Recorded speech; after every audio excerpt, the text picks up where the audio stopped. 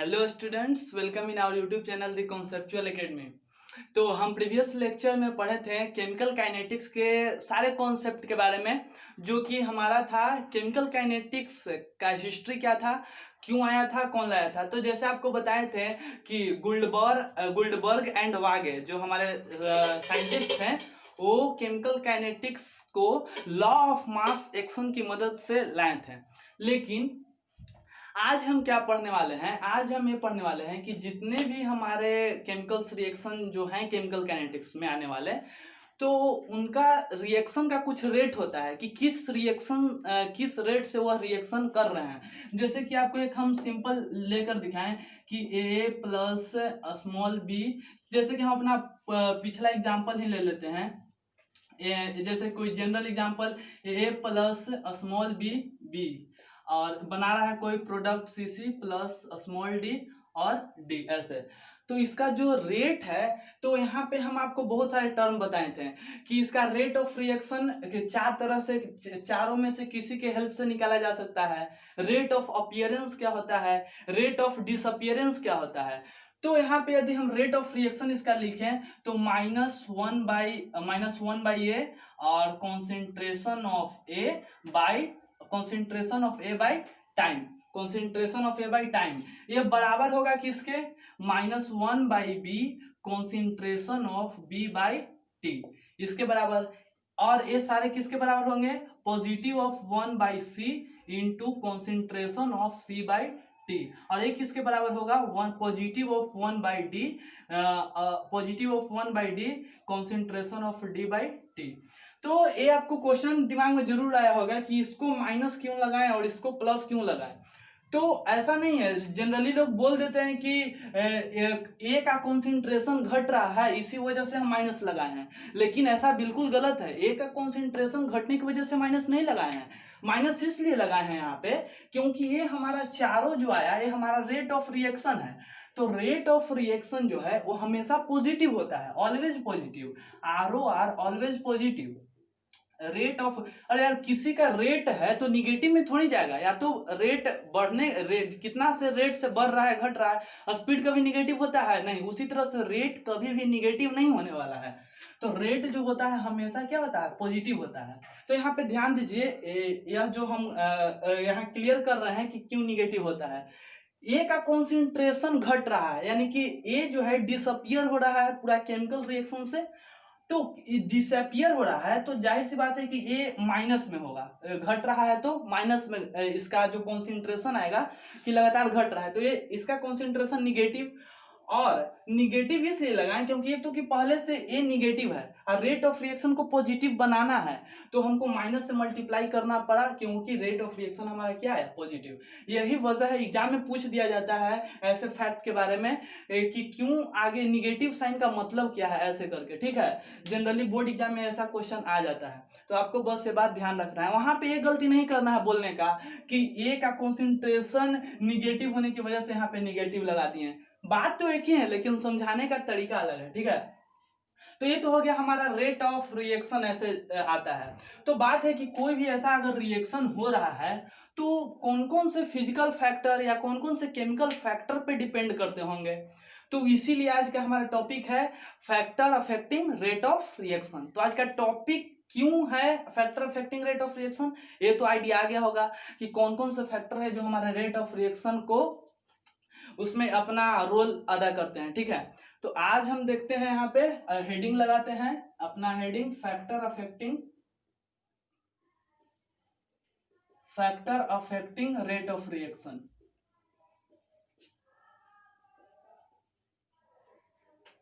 Factor affecting rate of reaction, अब चलिए देखते हैं यहाँ पे अच्छे से। तो आपको इसमें जनरली बता दें कि कौन कौन से फैक्टर है रेट ऑफ रिएक्शन पे, कौन कौन रेट ऑफ रिएक्शन को अपना आधा करता है, कौन कौन से अफेक्ट करता है रेट ऑफ रिएक्शन का। तो इसमें बहुत सारे इसमें आते हैं, जैसे कि फिजिकल प्रॉपर्टी ऑफ रिएक्टेंट, फिर आ गया temperature, pressure, surface area, light intensity, catalyst, बहुत सारी चीज हैं। तो बारी बारी से सबके बारे में पढ़ते हैं। तो सबसे पहले हम पढ़ते हैं किसके बारे में, सबसे पहले हम बात कर लेते हैं नेचर ऑफ रिएक्टेंट के बारे में, नेचर ऑफ रिएक्टेंट के बारे में। चलिए तो सबसे पहला लिख लेते हैं हेडिंग, नेचर ऑफ रिएक्टेंट के बारे में। चलिए तो नेचर ऑफ रिएक्टेंट के बारे में, कोई भी रिएक्टेंट का नेचर जो है कैसे अफेक्ट करता है रेट ऑफ रिएक्शन को, तो आपको बता दें कि जैसे कि एक एग्जांपल से हम समझाना चाहेंगे इसको, कि यहाँ पे एक एग्जांपल है क्या, यहाँ पे जैसे कि कोई एग्जांपल है ए प्लस बी, वही पिछला एग्जांपल, प्रोडक्ट बना रहा है सी प्लस स्मॉल डी, इसका स्टोइकियोमेट्रिक कोफिशिएंट है आगे, ठीक है, आगे कुछ स्टोइकियोमेट्रिक कोफिशिएंट है। तो इसमें जो है यदि मान लीजिए कि ए रिएक्टेंट है मेरा और ये क्या है, प्रोडक्ट है, तो रिएक्टेंट, यदि जो हमारा रिएक्टेंट है यदि वो आयोनिक है, दो ही ज्यादा मिलेगा, या तो आयोनिक मिलेगा नहीं तो कोवेलेंट मिलेगा, ठीक है, आयोनिक मिलेगा नहीं तो कोवेलेंट मिलेगा। तो हमारा रिएक्टेंट यदि आयोनिक है तो उसका रेट ऑफ रिएक्शन ज्यादा होगा, क्योंकि आयोनिक में बॉन्ड को तोड़ना नहीं होता है, उसमें बॉन्ड डिसोसिएशन एनर्जी का रिक्वायरमेंट नहीं होता है। और कोवेलेंट में क्या होता है कि उसमें बॉन्ड डिसोसिएशन एनर्जी हर मॉलिक्यूल्स या हर कंपाउंड का, उसमें जो बॉन्ड बना हुआ होता है, हर बॉन्ड का बॉन्ड डिसोसिएशन एनर्जी अलग अलग होता है। तो इसी वजह से हम जनरली अगर बात करें तो जितने भी हमारे आयोनिक कंपाउंड है उनका रेट ऑफ रिएक्शन ज्यादा होगा as compared to covalent bond वाला सब्सटेंस, ठीक है। तो इसका हम एक एग्जांपल लेके आपको दिखाते हैं, ठीक है। जैसे कि NaCl plus AgNO3, NaCl plus AgNO3, और एक एग्जांपल हम लेके दिखाते हैं NH3। यहाँ पे हम बैलेंस कर सकते हैं कैसे, यहाँ पे 2 है, 2 तो यहाँ पे 6 हो गया तो 3, 2N, हाँ N2। चलिए तो ये हमारा हो गया दो, यहाँ पे हम दो तरह का रिएक्टेंट लिए हैं। ये जो हमारा पूरा रिएक्टेंट है, देखिए NaCl AgNO3, Na plus Cl minus, ये तो आयोनिक है, ये मेरा क्या है, ये मेरा आयोनिक है, और जो मेरा ए है ये कोवेलेंट है। तो किसका रिएक्शन का रेट हाई होगा, इसका कि इसका? सोचिए, जाहिर सी बात है किसका होगा, इसका। ये अपना प्रोडक्ट जल्दी बनाएगा, क्या बनाएगा, AgCl, यहाँ से AgCl बन जाएगा और NaNO3, AgCl प्लस NaNO3 बनेगा। तो इसके बनने का जो रेट है इस एज कंपेयर टू इससे ज्यादा होगा। क्यों? क्योंकि देखिए यहाँ पे आपको दिखाते हैं, नाइट्रोजन तो हमेशा ट्रिपल बॉन्डेड है, नाइट्रोजन नाइट्रोजन, यहाँ पे हाइड्रोजन है ऐसे, और यहाँ से हमारा बना क्या, NH3 का स्ट्रक्चर ऐसे, NH3 का स्ट्रक्चर ऐसे। चलिए अब यहाँ पे बताते हैं कि यहाँ पे जो नाइट्रोजन है तो इसका बनने के लिए, मतलब जो रिएक्टेंट है, तो रिएक्टेंट प्रोडक्ट में कन्वर्ट होने के लिए इसके बॉन्ड को टूटना होगा। तो भाई ये ट्रिपल बॉन्ड है, ये यहाँ पे भी एक बॉन्ड है, तो यहाँ पे पहले क्या होगा, बॉन्ड जो होगा, बॉन्ड टूटेगा, डिफॉर्मेशन ऑफ बॉन्ड होगा, बॉन्ड ब्रेक करेगा, बॉन्ड ब्रेक करेगा। अब बॉन्ड को ब्रेक करने के बाद क्या होगा, बॉन्ड को ब्रेक करने के बाद यहाँ पे एक हमारा प्रोडक्ट बनेगा। तो हर जितना भी अलग अलग रिएक्टेंट होगा सबका जो है क्या, अलग अलग बॉन्ड डिसोसिएशन एनर्जी होता है। तो इसी वजह से हम बोले कि नेचर ऑफ रिएक्टेंट पे भी डिपेंड करता है rate of reaction, nature of reactant पे। यदि रिएक्टेंट का नेचर है कि बॉन्ड जल्दी तोड़ दे तो रेट ऑफ रिएक्शन हाई, यदि हमारा जो रिएक्शन में जो रिएक्टेंट है उसका नेचर है कि बॉन्ड देर से तोड़ेगा तो उसका रेट ऑफ रिएक्शन क्या होगा, लो होगा। चलिए तो हम यहाँ पे बात कर चुके हैं किस पे, नेचर ऑफ रिएक्टेंट पे। हम अपना दूसरा टॉपिक उठाते हैं। चलिए आपको ये तो आई होप कि नेचर ऑफ रिएक्टेंट पे कैसे डिपेंड करता है समझ में आ गया होगा। दूसरा है फिजिकल स्टेट। दूसरा क्या है, physical state of reactant. Physical state of reactant पे कैसे डिपेंड करता है, तो दूसरा है हमारा फिजिकल स्टेट, मतलब फिजिकल स्टेट पे रेट ऑफ रिएक्शन कैसे डिपेंड करता है भाई, कि हमारा सॉलिड, लिक्विड, गैस ये है फिजिकल, तो इस पे रेट ऑफ रिएक्शन कैसे डिपेंड करता है। तो देखिए हम बताएं आपको कि हमारा फिजिकल स्टेट कितना होता है, या तो गैस होता है, नहीं तो लिक्विड होता है, नहीं तो क्या होता है, गैस, लिक्विड, नहीं तो सॉलिड होता है, सॉलिड होता है। तो आपको पता है कि गैस के जो सदस्य होते हैं, गैस के जो इसके अंदर के एटम्स होते हैं, तो कैसे होते हैं, इसके पास बहुत बड़ा घर होता है, इसीलिए इसके मॉलिक्यूल से एटम बहुत दूर दूर रहते हैं। ऐसे लिक्विड के पास थोड़ा जनरली छोटा घर होता है, इसीलिए इसके यहाँ के लोग थोड़ा पास पास रहते हैं, ज्यादा बड़ा बड़ा नहीं, पास पास रहते हैं। ये पूरा फैल से रहता है आराम से पूरा, और ये इसके पास ऐसा। सॉलिड का घर बहुत छोटा में होता है, इसीलिए इसके फैमिली बहुत ऐसे क्लोज क्लोज रहते हैं। तो ये हमारा गैस है, हमारा लिक्विड है, हमारा सॉलिड। अब बताओ तीनों के घर के सदस्य आपको हम दिखाई दे रहा है। अब हम बात करते हैं कि कोई भी कंपाउंड रिएक्टेंट से प्रोडक्ट में कैसे बनता है। तो आपको बेसिकली एक आइडिया दे देते हैं। कोलिजन थ्योरी आगे हम पढ़ेंगे, इस चैप्टर के एंड होने से कुछ पहले है कोलिजन थ्योरी। तो कोलिजन थ्योरी में ये आता है कि कोई भी रिएक्टेंट कोलिजन की वजह से कोलिजन करता है, मतलब ये टकराता है, ये जो एटम है वो टकराता है, उसके बाद वो प्रोडक्ट बनाता है, तो कोलाइड करता है। तो बताओ हम यदि इसके घर का लाइट बंद कर दें तो किसके टकराने का संभावना ज्यादा होगा, टकराने का। तो बात है कि इसमें टकराने का तो संभावना ऐसे देखो तो इसके पास पास है तो ज्यादा होगा, लेकिन मूवमेंट किसका ज्यादा होता है, किसके घर के लोग ज्यादा बिजी होते हैं। यानी कि गैस के जो एटम है, गैस के एटम बहुत हाई स्पीड में रैंडमली मूव करते रहते हैं, इसका कुछ लो स्पीड में मूव करता रहता है, लेकिन रैंडम स्पीड ज्यादा नहीं होता, बहुत थोड़ा बहुत रैंडम स्पीड होता है। और सॉलिड का तो मूव ही नहीं करता है, जहां का है वहीं का है। तो टकराने कोलाइड करने का संभावना कहाँ है, कोलाइड करने का पॉसिबिलिटी, कोलाइड करने का पॉसिबिलिटी कहाँ है सबसे ज्यादा, इसके पास, फिर इसके पास, फिर इसके पास। यानी कि जो हमारे गैस होते हैं, गैस का रेट ऑफ रिएक्शन हाई होता है। यदि रिएक्टेंट में गैस है तो हमारा उसका रेट ऑफ रिएक्शन हाई होगा एज कंपेयर टू लिक्विड और एज कंपेयर टू सॉलिड। यदि हमारा रिएक्टेंट में लिक्विड है, यहाँ पे हम कोई लिक्विड है, ए से बी बनाना है, यदि यह गैस है तो फास्ट हो जाएगा, फास्ट हो जाएगा। यदि हम लेते हैं यहाँ पे, यहाँ लिक्विड गैस है तो बहुत फास्ट बन जाएगा, जो प्रोडक्ट है हमारा बहुत फास्ट बनेगा। और यहाँ गैस के जगह हम लिक्विड ले लें तो लिक्विड से प्रोडक्ट बनने में क्या लगेगा, कुछ कम टाइम लगेगा, यानी मॉडरेट टाइम लगेगा, मॉडरेट टाइम लगेगा प्रोडक्ट बनने में। लेकिन सॉलिड ले लें तो सॉलिड से प्रोडक्ट बनने में, कोई सॉलिड है, रिएक्टेंट में हमारा सॉलिड है, तो उसे प्रोडक्ट बनने में कितना टाइम लगेगा, उससे स्लो टाइम, मतलब कि स्लो होगा वो प्रोसेस, क्या होगा, स्लो। फास्ट बन जाएगा, मॉडरेट बनेगा, स्लो बन जाएगा। यानी कि इससे क्या पता चलता है कि फिजिकल स्टेट क्या होता है, फिजिकल स्टेट से हमको क्या पता चलता है कि गैस, लिक्विड, सॉलिड तीनों में यह पता चलता है कि रिएक्टेंट में गैस, लिक्विड, सॉलिड में कौन होगा तो रेट ऑफ रिएक्शन हाई होगा, कौन होगा तो रेट ऑफ रिएक्शन हाई होगा। ठीक है, तो इसमें आगे देखते हैं हम अपना, सबसे पहले यहाँ पे देख लेते हैं। ये तो क्लियर हो गया आपको एक तरह से, और हम इसको समझाने का कोशिश करते हैं। इसी में है वो होमोजीनियस और हेट्रोजीनियस। यदि होमोजीनियस और हेट्रोजीनियस का मतलब क्या है, होमोजीनियस और heterogeneous,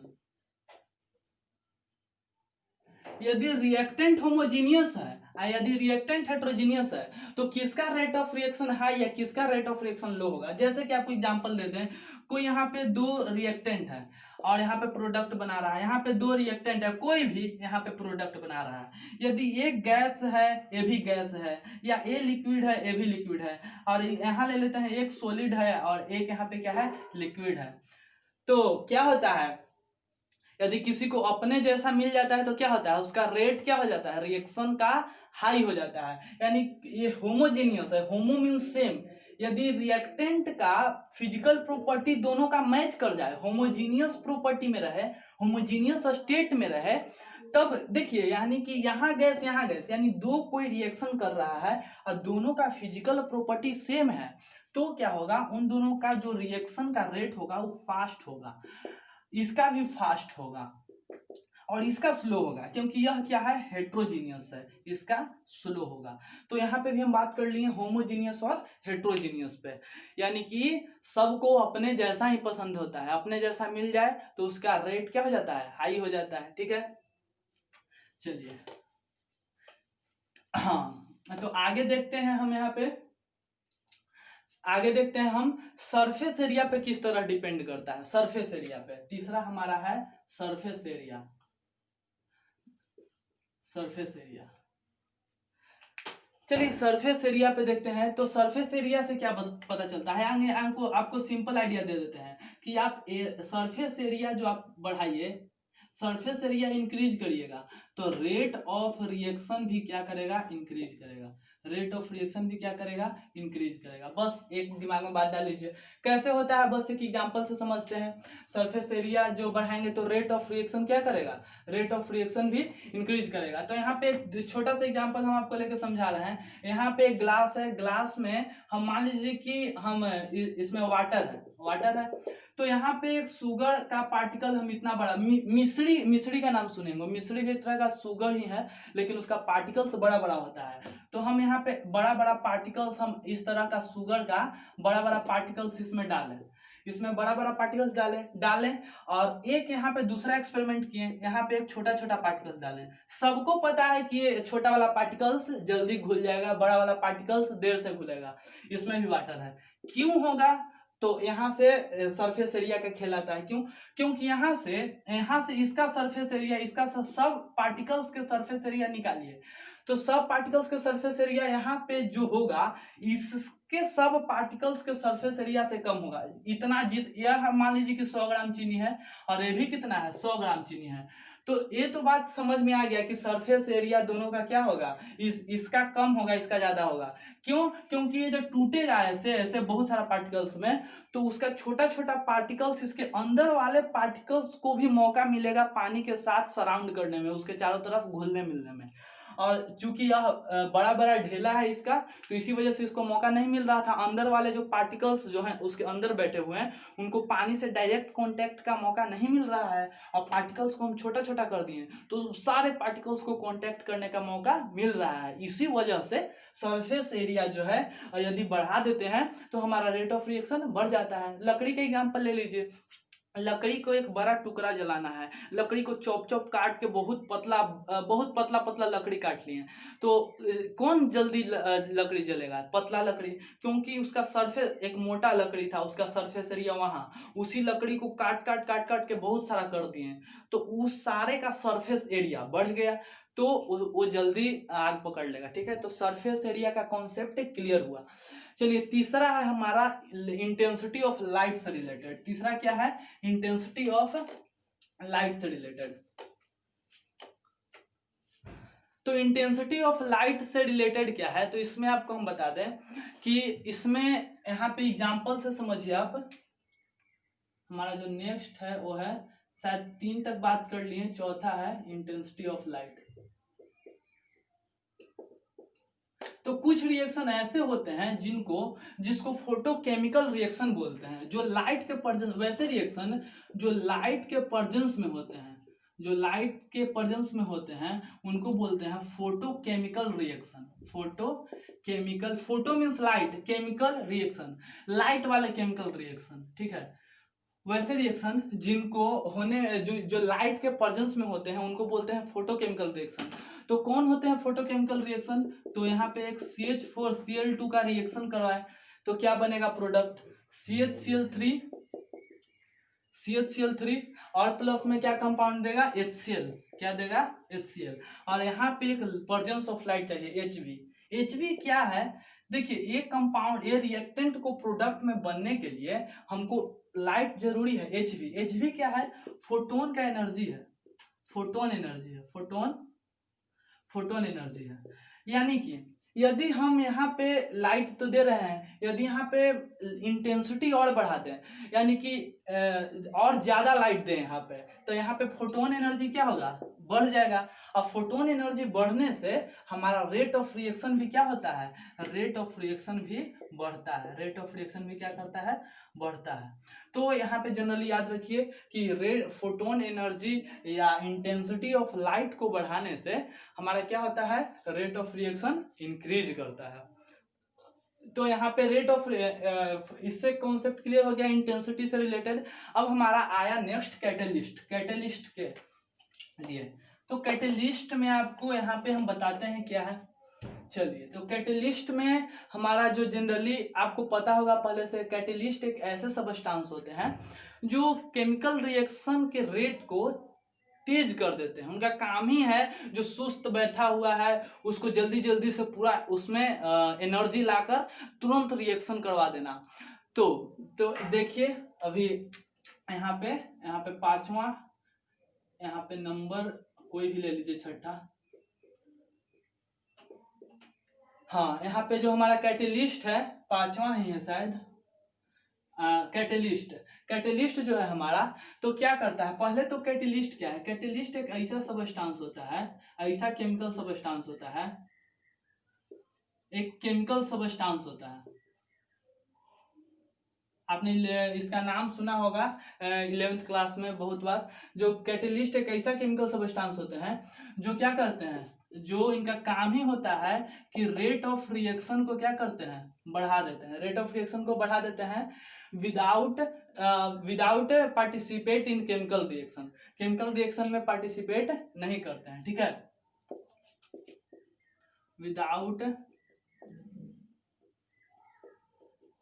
without participate in chemical reaction, chemical reaction में बिना पार्टिसिपेट किए हैं यह क्या करते हैं, जो रेट ऑफ रिएक्शन को बढ़ा देते हैं। तो इसकी एक जनरली एक मस्त कॉन्सेप्ट इसका है, आपने कैटलिस्ट जो जनरली कैटलिस्ट दिमाग में आ रहा होगा कि कौन सा ऐसा केमिकल सबस्टांस है जो कैटलिस्ट है, तो आपको हम बता दें कि कैटलिस्ट जो जनरली यूज होता है निकेल प्लेटिनम और फिर से FeMu, ये सब का यूज होता है।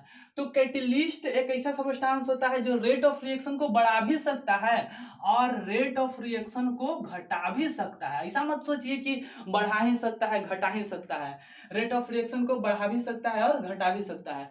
तो रेट ऑफ रिएक्शन को जो बढ़ाता है उसको बोलते हैं कि वो पॉजिटिव कैटलिस्ट है, और जो रेट ऑफ रिएक्शन को घटाता है उसको बोलते हैं कि वह निगेटिव कैटलिस्ट है।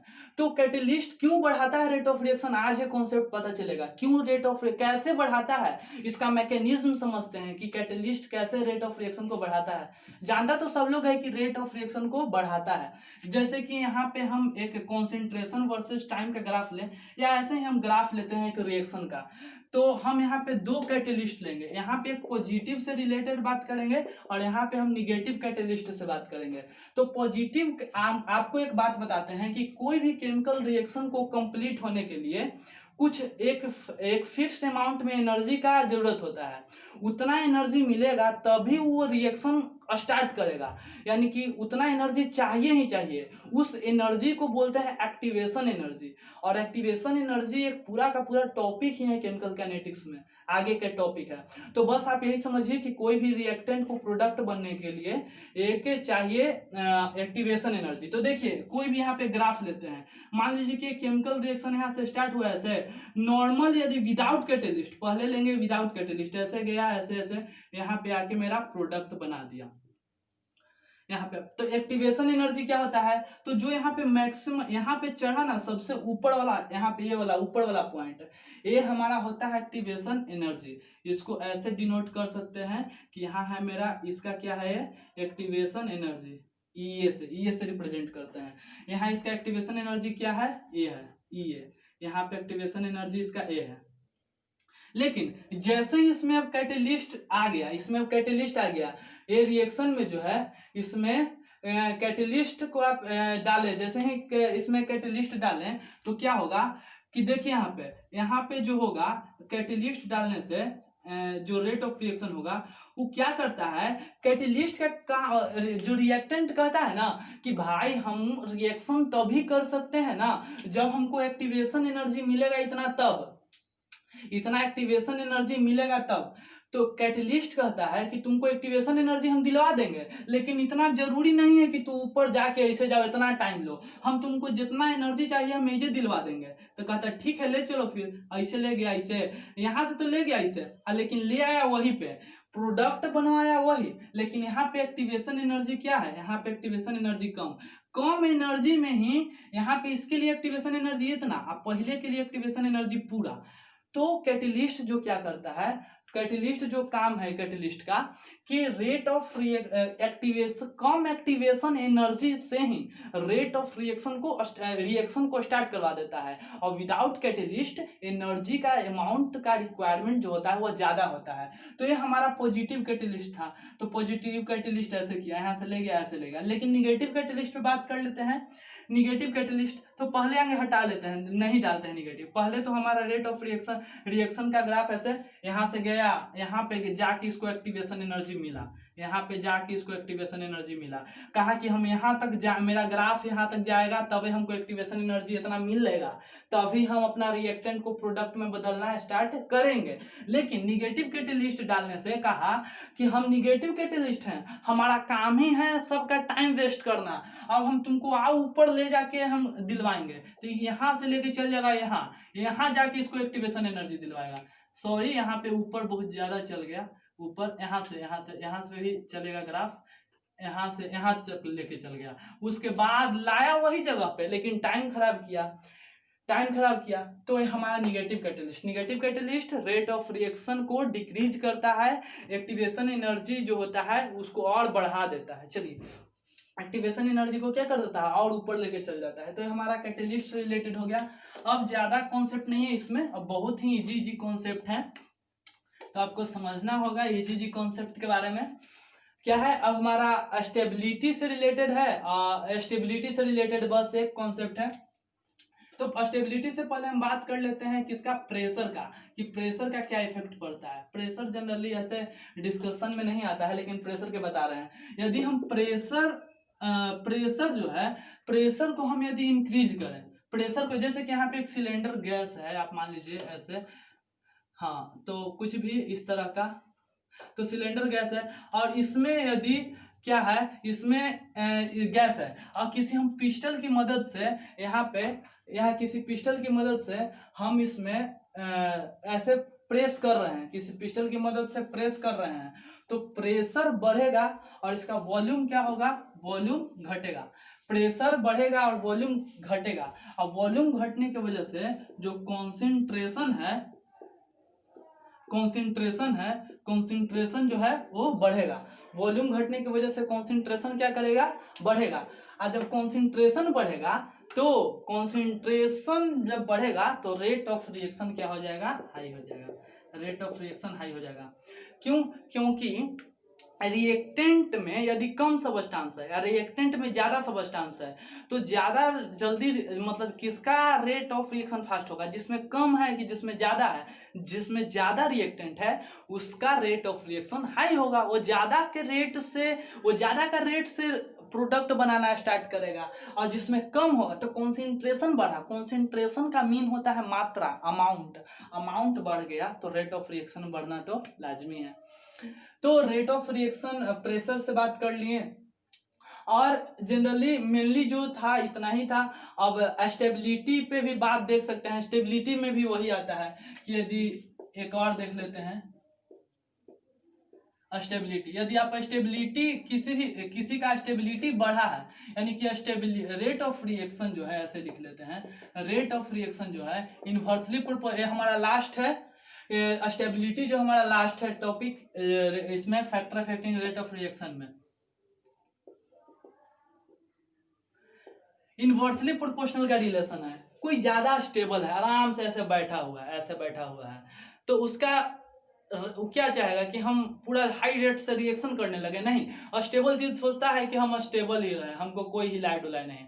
कोई पूरा मूवमेंट में इधर उधर चल रहा है तो वो क्या खोजेगा, उसका रेट ऑफ रिएक्शन हाई है। यानी कि जो स्टेबल होता है उसका रेट ऑफ रिएक्शन, जो जितना ज़्यादा स्टेबल उतना उसका कम रेट ऑफ रिएक्शन, जिसका जितना कम स्टेबिलिटी उतना ज़्यादा रेट ऑफ रिएक्शन।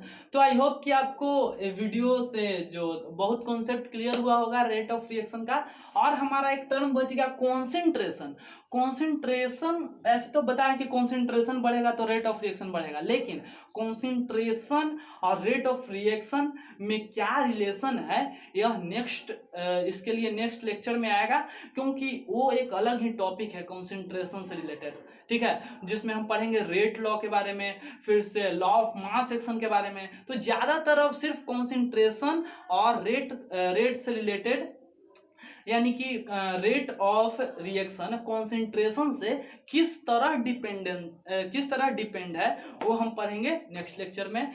और इस लेक्चर से कुछ भी सीखने को मिला तो दूसरों को सिखाइए। All the very best.